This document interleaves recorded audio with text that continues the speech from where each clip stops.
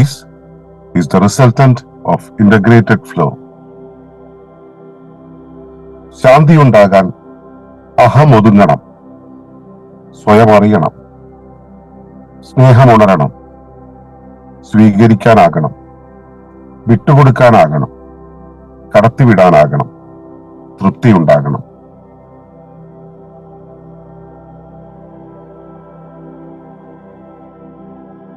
തുടർന്ന് കാണുന്നതിന് മുമ്പായി ഈ വിഷയം ഇഷ്ടമായെങ്കിൽ ഒന്ന് ലൈക്ക് ചെയ്യുക, കമന്റ് ചെയ്യുക, ഷെയർ ചെയ്യുക.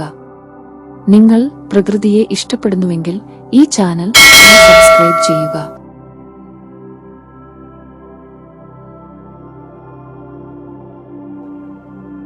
ഏവർക്കും നമസ്കാരം.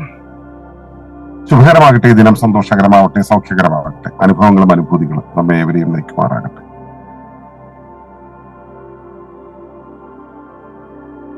ശാന്തി എന്നത് ഏറ്റവും തുലനം ചെയ്തു നിൽക്കുന്ന ഒരവസ്ഥയാണ്. ശരീരം സ്വാസ്ഥ്യത്തിലായിരിക്കുന്നത് ശരീരത്തിന്റെ ഇച്ഛയും പ്രകൃതിയുടെ കൽപ്പനയും ഒന്നു തന്നെയാകുമ്പോഴാണ് എന്ന് നമ്മൾ പലതവണ പറഞ്ഞിട്ടുണ്ട്. അതുപോലെ ഗുരു പറഞ്ഞൊരു കാര്യം, ശാന്തിയും അശാന്തിയും ഒരേയിടത്ത് നിലകൊള്ളുന്നു എന്ന് യാതൊരുവൻ അറിയുന്നുവോ അവനാണ് ശാന്തി ഉണ്ടാവുക എന്നത്. പ്രകൃതിയിലെ പ്രപഞ്ചത്തിലെ എല്ലാ ചലനങ്ങളും ഒരു നേർരേഖയിലല്ല പോകുന്നത്. അതിന് കയറ്റിറക്കങ്ങളുണ്ട്. ഈ കയറ്റിറക്കങ്ങളുടെ ആകത്തുകയാണ് ജീവിതത്തിന്റെ റിസൾട്ടന്റ് എന്ന് പറയുന്നത്. ദുഃഖങ്ങൾ ഉണ്ടാവും, അതേപോലെ സന്തോഷങ്ങൾ ഉണ്ടാവും. ദുഃഖങ്ങൾ ഉണ്ടാകുന്നതിന് ആനുപാതികമായി തന്നെ അല്ലെങ്കിൽ അതിന് തത്തുല്യമായി തന്നെ സന്തോഷവും ഉണ്ടാകും എന്ന് പറയുന്ന അതാണ് ധ്രുവതയുടെ നിയമം. അതേപോലെ തന്നെയാണ് സ്ത്രൈണ പൗരുഷങ്ങളുടെ ഒരവസ്ഥ. താളാത്മകമായി ഒഴുകുന്നവയ്ക്ക് അനുസൃതമായി യൗക്തികമായ ഒരു തുലനം അപ്പുറത്തുണ്ടായിരിക്കും. അപ്പോൾ ഇവ ഇങ്ങനെ തുലനം ചെയ്തു പോകുമ്പോഴാണ്, രണ്ടും തുലനം ചെയ്തു പോകുമ്പോഴാണ് ശാന്തി എന്നത് ഏത് വ്യവസ്ഥയിലും ഉണ്ടാവുക. ശരീരം വളരെ ഉന്മാദത്തിൽ കുറെ നാൾ പോയി കഴിഞ്ഞാൽ ആ ഉന്മാദാവസ്ഥ എന്ന് പറയുന്നത് പലപ്പോഴും വിഘടനത്തിലേക്ക് എത്തുകയും ശരീരത്തെ തന്നെ ഇല്ലാതാക്കുകയും ചെയ്യുമ്പോൾ അതിനെ പിടിച്ചു നിർത്തി വേഗം കുറച്ച് ശരീര ശുചീകരണം നടത്തി പഴയ രൂപത്തിലേക്ക് എത്തിക്കാനാണ് ശരീരം ശ്രമിക്കുക. അപ്പോഴാണ് രോഗങ്ങൾ വരുന്നത്, ശമനം ഉണ്ടാകുന്നതൊക്കെ. ആ ശരീരത്തിന്റെ ആഹ്ലാദത്തിന്റെയും ഉന്മാദത്തിന്റെയും ഒരു അവസ്ഥയിൽ തന്നെ തുടരാനായിട്ട് നമ്മൾ അനുവദിച്ചാൽ, അല്ലെങ്കിൽ ജീവൻ അനുവദിച്ചാൽ, ആ ശരീരം അധികകാലം നിലനിൽക്കില്ല. അപ്പൊ അതിന് വേഗം കൂടിയ വസ്തുക്കൾക്ക് ഒരു ബ്രേക്ക് പിടിക്കുക എന്നുള്ളത് ഒരു ആവശ്യമാണ്. ഓടുന്ന വണ്ടിക്ക് എന്തിനാ ബ്രേക്ക് എന്ന് ചോദിക്കുന്ന തമാശ പോലെ. ഓട്ടത്തിനാണല്ലോ, വണ്ടി ഉണ്ടാക്കുന്ന ഓടാൻ വേണ്ടിയില്ല, പിന്നെന്തിനാ അതിന് ബ്രേക്ക് എന്ന് ചോദിക്കുന്നത് പോലെയാണ് നമ്മൾ പലപ്പോഴും ഈ ഒരു തമാശ നമുക്ക് കേൾക്കുമ്പോൾ അത് കാര്യമില്ല, അത് വെറുതെ പറയുന്നതാണ്, തമാശയാണ് നമുക്കറിയാം. പക്ഷെ ജീവിതത്തിന്റെ കാര്യം നമുക്കറിയില്ല. ദുഃഖങ്ങൾ വരുമ്പോൾ നമ്മൾ സ്വീകരിക്കാൻ തയ്യാറല്ല. സുഖങ്ങളുണ്ടെങ്കിൽ ദുഃഖങ്ങൾ ഉണ്ടാകാം. താളാത്മകത ഉണ്ടെങ്കിൽ യൗക്തികത അതിനകത്ത് ഉണ്ടാവണം, അല്ലെങ്കിൽ ചെന്ന് ഇടിക്കും നമ്മൾ. അപ്പൊ ഈ ഒരു തുലനതയിലാണ് ജീവിതം തന്നെ മുൻപോട്ട് പോകുന്നത്. പ്രപഞ്ചത്തിന്റെ സർവ്വ പ്രവർത്തനങ്ങളും അത്തരത്തിലാണ് പോയിക്കൊണ്ടിരിക്കുന്നത്. അപ്പോ അവിടെ ശാന്തമായി ഇരിക്കുക എന്ന് പറയുന്ന ഒരു അവസ്ഥ ഉണ്ടാകണമെങ്കിൽ ജൈവ വസ്തുക്കൾ, പ്രത്യേകിച്ച് മനുഷ്യന്റെ കാര്യത്തിലേക്ക് എത്തുമ്പോൾ അവിടെ മറ്റു ചില പാരാമീറ്റേഴ്സ് കൂടെ പരിഗണിക്കപ്പെടേണ്ടതുണ്ട്. ഒന്ന്, ഈ സത്തയെ രൂപീകരിക്കാൻ ആദ്യ കാരണമായതും ഇന്ന് സത്തയെ നിലനിർത്തിക്കൊണ്ടു പോകുന്നതും സത്തയെ അതിന്റെ നിർദ്ധാരണങ്ങളിൽ നിലനിർത്തി മുൻപോട്ട് കൊണ്ടുപോകാൻ അതിന് ഒരു പരിധിയാകുന്നതുമായിട്ടുള്ള ആ ഒന്നാണ് അഹം എന്ന് പറയുന്നത്, ഞാൻ എന്ന് പറയുന്നത്. ഈ ഞാനുണ്ടായി വളർന്ന് പ്രവർത്തിച്ചു തുടങ്ങുമ്പോൾ തന്നെ അതിന് ഒരുപാട് മുനമ്പുകളുണ്ട്. ഈ മുനമ്പുകളും കൊണ്ട് നടക്കുന്ന സമയത്ത് ഈ മുള്ളമ്പതി നടക്കുന്നത് പോലെയാണ്. ഇങ്ങനെ ശരീരം ഒരിടത്തായിരിക്കണ്ടാവും, മുള്ളുകൾ ഇങ്ങനെ അവിടെ ഇവിടെ പൊങ്ങി നിൽക്കും. അപ്പൊ ശരീരത്തിന് പോകാവുന്ന ഒരിടത്ത് കൂടെ ഒരു ചെറിയ സുഷിരത്തിലൂടെ ഈ മൊത്തം അവസ്ഥയ്ക്ക് മുൻപോട്ട് പോകാൻ കഴിയില്ല. കാരണം ഈ അഹം തട്ടും. നമുക്ക് വളരെ ഈസി ആയിട്ട് ഫ്ലോ ചെയ്യാൻ പറ്റുന്നിടത്തുകൂടെ പോകാൻ പറ്റാത്ത രീതിയിൽ അഹം നമ്മളെ തടുക്കും. ഈ അഹം എന്ന് പറയുന്ന വെച്ചുകെട്ടലാണ് നമ്മളെ പലപ്പോഴും പലയിടങ്ങളിൽ നിന്നും പ്രവേശിക്കാൻ കഴിയാത്ത രീതിയിൽ തടസ്സം നിൽക്കുന്നത്. അപ്പൊ ഈ അഹം എന്നുള്ളത് ഒതുങ്ങണം. മുള്ളമ്പന്നി അതിലെ പോകുന്നുവെങ്കിൽ അതൊന്ന് ഒതുങ്ങി നിൽക്കുമ്പോഴാണ് അതിനുള്ള ഫ്ലോ കിട്ടുക. ഒരു പക്ഷി അതിന്റെ തോലുകളെല്ലാം വിരിച്ച് ഇങ്ങനെ വിടർത്തി ഉതറി ഇങ്ങനെ നിൽക്കുന്ന സമയത്ത് അതിന് ഫ്രീ ആയിട്ട് ഫ്ലോ ചെയ്യാൻ കഴിയില്ല. ഫ്ലോ ചെയ്യുന്ന സമയത്ത്, പറക്കുന്ന സമയത്ത് അത് അതിന്റെ തൂവലുകളും ചിറകുമെല്ലാം ഒതുക്കി ഒരു പ്രത്യേക രീതിയിലേക്ക് ആക്കി തീർക്കും.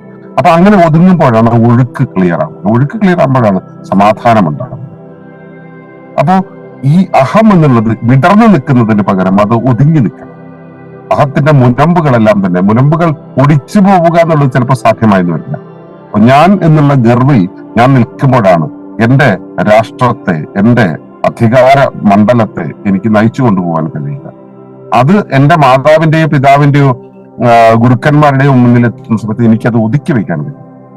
ഒതുക്കി വെക്കുക എന്ന് വെച്ചാൽ വെട്ടിക്കളയാ നല്ല അർത്ഥം. അത് ഒതുക്കി വെക്കുക എന്ന് തന്നെയാണ്. അപ്പൊ മുനമ്പുകൾ ഒടിക്കുക എന്നുള്ളതിനേക്കാളും നല്ലത് അത് ഒതുക്കാൻ അറിയുക എന്നുള്ളതാണ്. അതാണ് അഹമൊതുങ്ങണം എന്ന് പറയുന്നത്. അപ്പോഴാണ് ശാന്തി ഉണ്ടാകുന്നത്.